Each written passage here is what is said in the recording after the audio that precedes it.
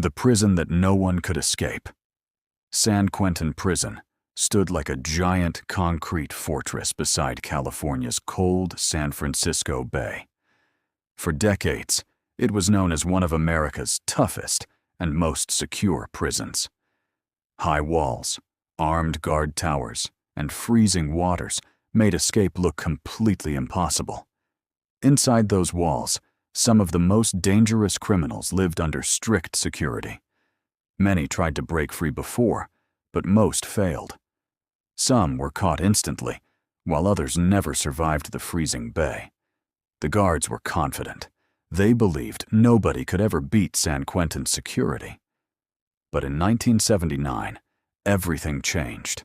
3 prisoners were about to pull off an escape so unbelievable that it shocked the entire country. And the mastermind behind this insane plan was a man who had already escaped prison 17 times before. But the real question was, how could anyone escape a fortress that was considered impossible to break? The answer was about to become one of America's wildest prison stories. The crazy plan begins. The man behind the operation was Forrest Tucker, a skilled bank robber with a reputation for outsmarting the system. To him, every prison had a weakness, and San Quentin was no different. After receiving a long sentence, Tucker started studying the prison carefully. He noticed that some inmates worked in the prison workshop outside the main building. This small opportunity could become his ticket out.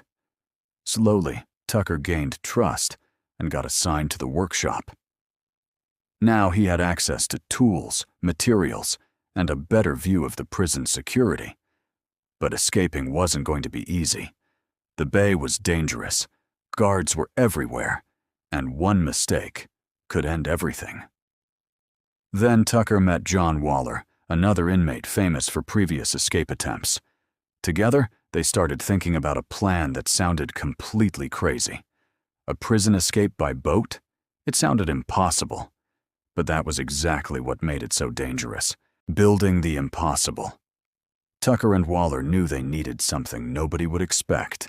A boat built inside a maximum security prison. Soon, they brought another experienced criminal, William McGurk, into the plan. Now the 3 men had a team, but more people also meant more risk.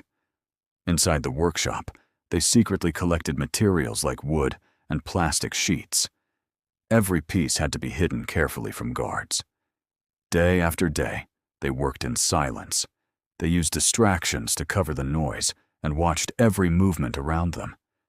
The homemade boat slowly started taking shape. It was a risky project, but they believed it was their only chance. McGurk also studied the tides and discovered the perfect escape timing. They needed the right moment when the water would help them move away from the prison. But there was one huge problem. Building the boat was only half the battle. Getting it out without anyone noticing was the real nightmare. The night of the escape. On August 9th, 1979, the plan finally moved into action. The 3 prisoners completed their homemade boat and prepared themselves for the biggest gamble of their lives. They painted parts of the boat with yacht club colors, hoping it would look normal from a distance. They even added small details to make their disguise believable. The timing had to be perfect. They needed to move before the prison discovered anything unusual. Luckily for them, a delivery truck was left unattended near the workshop. They saw an opportunity and used it to move the boat closer to the water. Everything went smoothly. Then came the moment of truth. The boat touched the cold waters of San Francisco Bay. For a few seconds, nobody knew if it would float or sink. But somehow, it worked. They were finally outside the prison walls. But escaping San Quentin was only the beginning. Now they had to survive the outside world without getting caught. The man who disappeared. Once they reached the other side, Forrest Tucker made a shocking decision.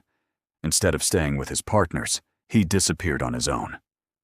This was his 18th successful prison escape, and for years, nobody knew where he went. John Waller and William McGurk were eventually captured, but Tucker vanished completely. He created a new identity and lived quietly for nearly 2 decades. But old habits came back. In 2000, at an elderly age, Tucker returned to crime and was finally arrested. His story became one of America's most unbelievable prison escape legends, a tale of intelligence, risk, and a man who repeatedly challenged the law. San Quentin was supposed to be impossible to escape, but Forrest Tucker proved that sometimes the most impossible plans are the ones people remember forever. What do you think? Was Forrest Tucker a genius escape artist or just a criminal who got lucky? Let us know in the comments.